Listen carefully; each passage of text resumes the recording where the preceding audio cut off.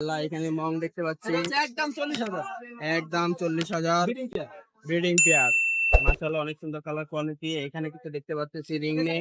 Single male 30,000 টাকা। তাছাড়া cup জোড়া বলে কেউ, আপনি হলিক বলে, ওটা হচ্ছে 25,000 টাকা জোড়া। 25,000 টাকা জোড়া। আছে ওটা হচ্ছে 25,000, 30,000। 30,000 আর ইয়েলো সিঙ্গেল একটা সিঙ্গেল মেল আছে 25,000। 25,000।